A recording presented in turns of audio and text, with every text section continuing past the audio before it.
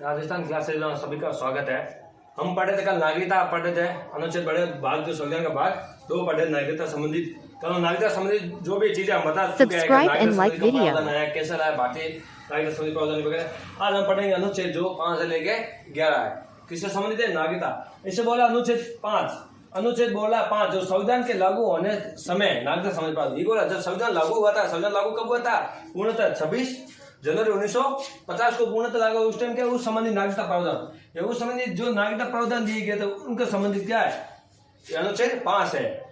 उसके बाद अनुच्छेद 6 बोला कि 19 जुलाई 1948 से पूर्व पाक से भारत आने वाले के लिए नागरिकता संबंधित प्रावधान। ये क्या वाला है? जो 19 जुलाई 1948 से पूर्व, उससे पूर्व मतलब जो 19 जुलाई 1948 से पहले जो भारत में आने वाले उनके नागरिकता संबंधित क्या प्रावधान? जो 19 जुलाई 1948 से जो पहले आए थे भारत में पाकिस्तान से, उनसे संबंधित क्या ये प्रावधान है? ये उनसे संबंधित बोला अनुच्छेद 6।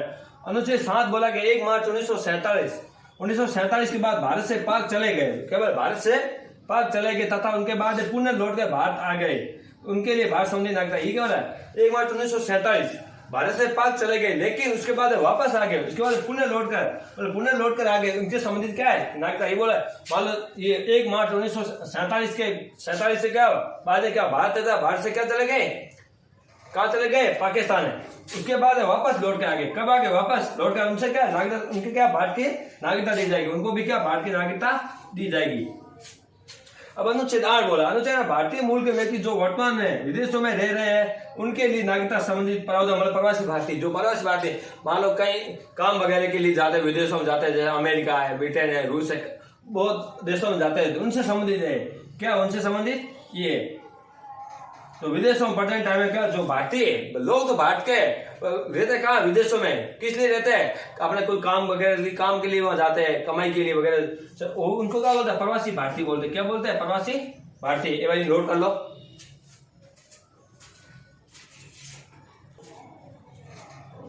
ये नोट कर लिया। ये यहाँ पर 2 कार्ड आते हैं, OIPIO और एक होता है OCI। एक होता है OPIO और एक होता OCI।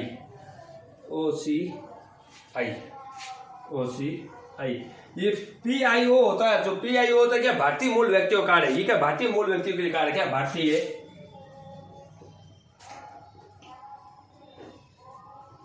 मूल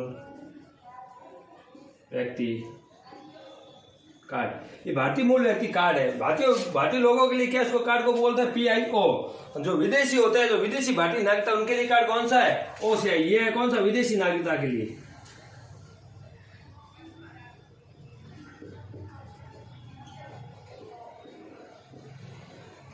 ये विदेशी नागरिकता कार्ड इनको चालू किया था 19/8/2002 में। इसको चालू किया था 19/8/2002 में। इसको कब लागू किया गया? 19/8/2002 में इसको लागू किया, बल्कि इसको क्या 2 फरवरी 2005 को, इसको 2 फरवरी इसको कब किया था? सॉरी 2 दिसंबर है, सॉरी 2 दिसंबर 2005 है। 2 दिसंबर 2005 को क्या कहते हैं? ये कार्ड लागू कर दिया था, विदेशी नागरिकता कार्ड, और इसको बोलते हैं भारतीय मूल व्यक्ति कार्ड। इनको क्या 19/8/2000 कब 2 को लागू किया। अब आज इनको क्या करें? दोनों को मिला दिया। अब दोनों को मिला के एक नया कार्ड बना दिया। नया कार्ड का नाम है, नया कार्ड OCI। इसको बोल OCI। ये OCI, ये जो नया कार्ड OCI ये वाला है, इनको क्या करें? समाप्त कर दिया। कब समाप्त किया इनको? अभी किया 9 जनवरी 2015 को। इनको किया 9 जनवरी 2015 को। 9 जनवरी 2015 इन दोनों को मिला के क्या करें? दोनों को मिला दिया। मतलब इन दोनों को मिला के OCI, मतलब विदेशी मूल नागरिकता, इनको और भारतीय दोनों को मिला के OCI इन दोनों को क्या कर दिया? 9 जनवरी 2015 को कर दिया दोनों। अब ये PIO क्या कर दिया? समाप्त कर दिया। अब नहीं बोलेंगे, बोलेंगे कौन सा? OCI। दोनों को मर्ज कर दिया। इसको बोलेंगे दोहरी नागरिकता। कौन सी?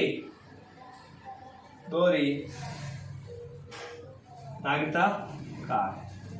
ये बोलेंगे दोहरी नागरिकता कार्ड बोलेंगे। इस पर क्या बोलेंगे? भारतीय मूल व्यक्तियों की कार्ड भी है और क्या विदेशी नागरिकता कार्ड, दोनों को सम्मिलित कर दिया है। कब किया? 9 जनवरी 2015 को। नोट कर लो एक बार।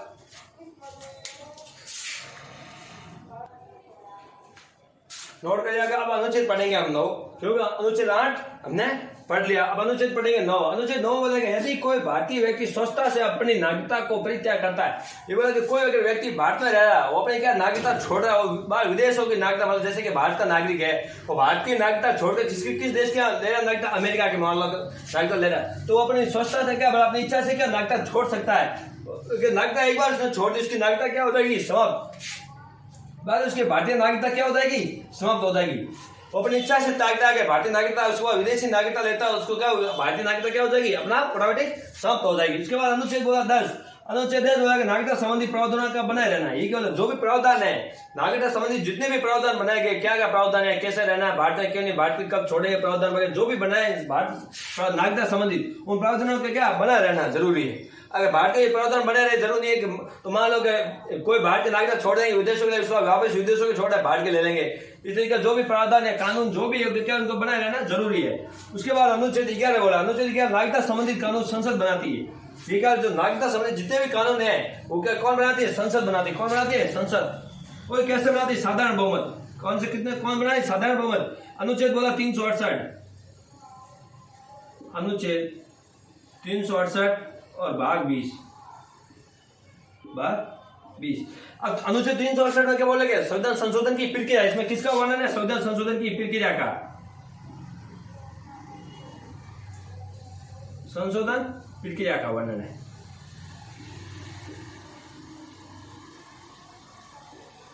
बल्कि संविधान के कौन से भाग में है, संविधान का भाग कौन सा, ये 20वां भाग है। ये कौन से संविधान के भाग में, ये 20वां भाग है।